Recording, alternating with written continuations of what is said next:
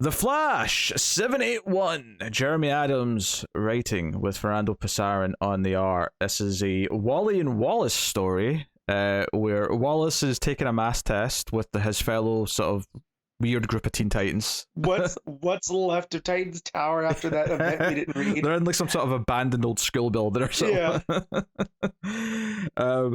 So yeah, basically, so this, I don't know if this is something that's happened before or if this is something that this book's come up with, but this idea that Wally calls Wallace Ace because it's the difference in the name is the Ace. I have not. So granted, Wally just has taken this book over.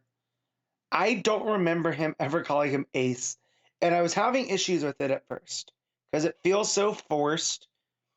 But the longer it goes and the more irritated you see Wallace get with it, yeah, it worked in the long run. Yeah, in the long run. Because the first, I almost, when it first started, I almost went to Twitter and was like, all right, Wally calling him Ace just doesn't work. And then I was like, wait, read the whole book first. And then when we get to that, and every time Wallace is like, no, that's not my name. He's like, yeah, sure, whatever, Ace. It really made Wally feel like this try-hard uncle that just wants to be cool, Yeah, and that's very much what this is he's trying to be there for Wallace and sort of show him that he's part of a Flash family. Because Wallace, of course, has been in a bit of a grouchy mood ever since the later part of Williamson's Flash run, and this is very much Wally trying to reach out, make him feel included, take him on his patrol. I kind of love at the ending, it kind of builds up to saying, hey, I kind of had a date night with Linda, can you babysit? And it makes sense that we need a speedster to be a babysitter because, given the kids' powers now. And Irie and Jay, those two. It just makes sense. But I love that it built up to that. But yeah, this is just like, he tells a story about how he used to go on patrol with Barry, but Barry would only take him for the bare minimum just to make him feel like he was doing something. And I'm like, no, okay, you're off home now, we're safe. I'm going to go off and be the proper Flash now.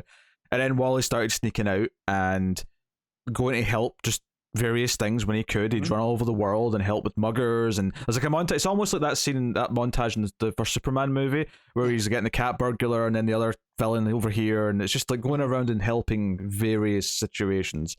But there's some fun panels though of them racing through like deserts and canyons and over archways and things like that. And he takes them to Amsterdam, I think it is.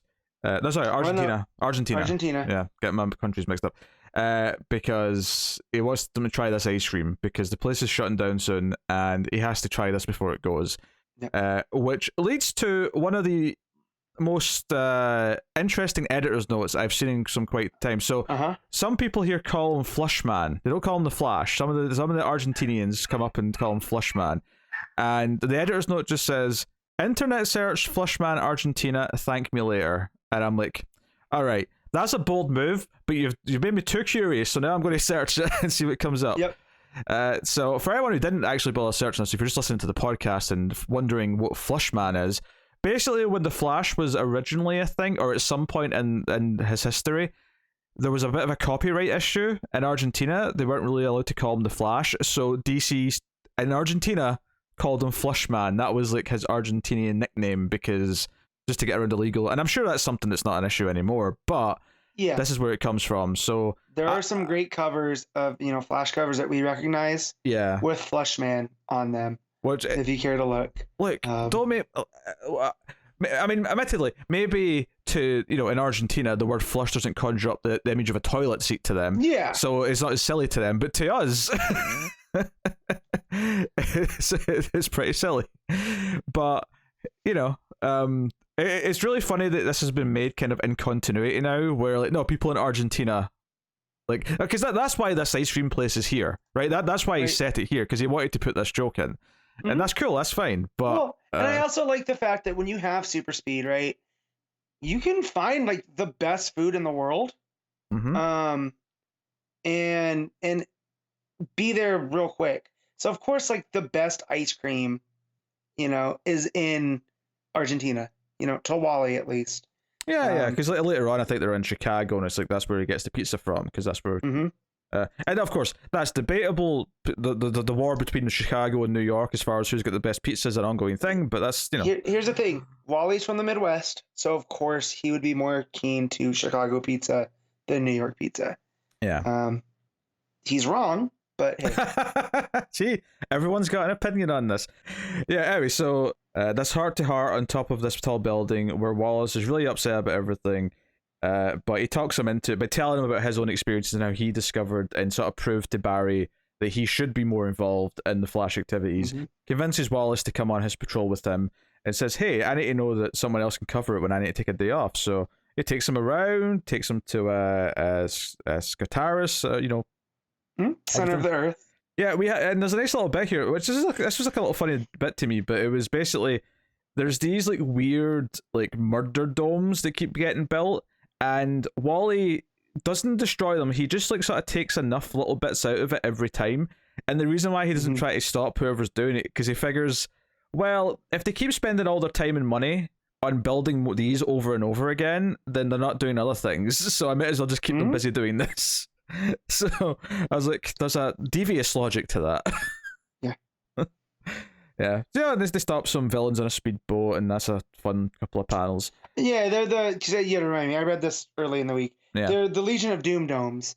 So like the ones that we saw during the Justice League by Snyder, they look like the old cartoon that they keep just sprouting up. And so, yeah, those are the ones. Because when you started saying murder domes, I was like, I forgot what he called it. A Dome of Doom. That's what the actual. So I had to go back to it, and then it clicked when I saw it sitting there. Yeah. Yeah. So the end of the issue is Wally asking Wallace to babysit him, trying to get out of it, but then there's an explosion, and Girder comes out of a bank with wads of cash, and it's like, okay, we're going to be Flashes, and they're both in costume. So it's kind of it's a very happy kind of bonding issue. Mm-hmm.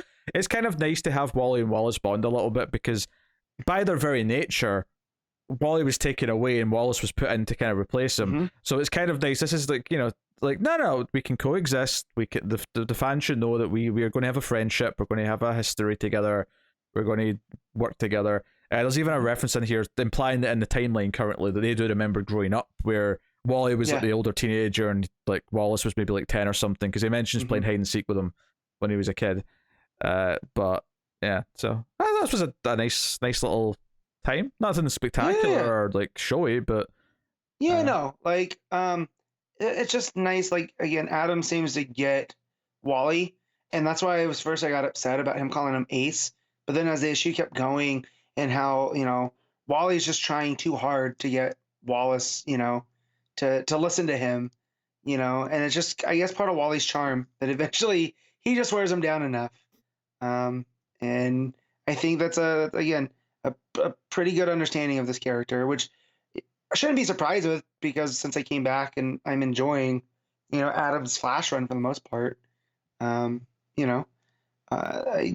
curious to see where this goes now with we still have that unresolved, Linda ending up with the speed powers and, but this is a nice little break to reestablish Wallace. And there is like a brief, I wouldn't even say a reference, but there's a little moment where Wally says, "I'm with Linda's."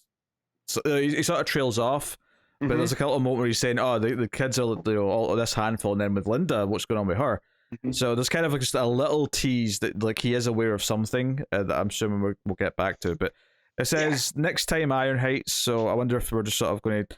Because it doesn't necessarily feel like we have to deal with Girder. It just kind of feels like an issue ending, like this is who they can beat together, kind of thing off panel. But maybe they're going to sort of like start the next issue with them like dropping off at Iron Heights, and that'll lead to whatever whatever's going on. Because it's always there's only one place worse in the DC universe to hold criminals than Arkham Asylum, or than Iron Heights, and that's Arkham Asylum. Iron Heights has a turnover rate. So I'm sure there's strange things afoot going on there. Yeah, Belle Reeve's not that much better though. No, but Belle Reeves has it built in because that's how you join the Suicide Squad. Is you get sent to Belle Reeve. So yeah, but it's good. The Flash storytelling, like I'm happy to have it back. And it doesn't feel like it's like. I'm glad that we didn't have to check out that crossover. This just picks up. Oh, for sure, yeah. Like there's nothing like go back and see. There's none of that. Like I'm just assuming that seeing those covers, Titan Tower got destroyed, and that's why this group of Titans is still doing school, which I think is cool. Because you kind of need a place for those young heroes. So it is doing a little bit of like continuity building, I guess you could say, while not addressing it at all, which is that's quite a skill. Yeah, no. It's a nice. I think Wallace needed this more than anything, Mhm. just to and now it's going to be nice when he pops up in and like it is someone that Wally can count on, especially if Barry's going to be away for a while still. Yeah, Yeah. that's what always works with the Flash too, right? Is the family, and Oh yeah, in the same like, ways that we were enjoying that Dick's building a relationship with John, that's kind of sweet. It's nice Yeah. to have a similar thing here with Wally and Wallace.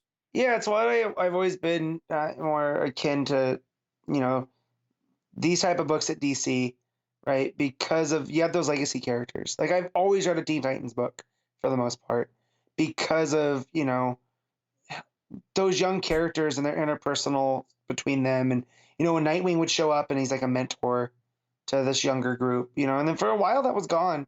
So it's nice to see it's building back up like that web of characters, that we all know, that like seeing Starfire pop up in Nightwing, right? And it's just you just accept it. It's not like a huge moment. It's just someone that's there. Just like here, if Jay Garrick or Max Mercury or someone like that had showed up, you're just like, oh yeah, cool. That's a Flash book. Of course they do. And Yeah. I'm liking this era for that. Yeah. All right, what are you giving Flash 781? I think it's a 7.5. Yeah. I think I'll probably just go with the flat 7, but it was good. It was a good 7. I think it's a good little consistent run thus far. So happy enough.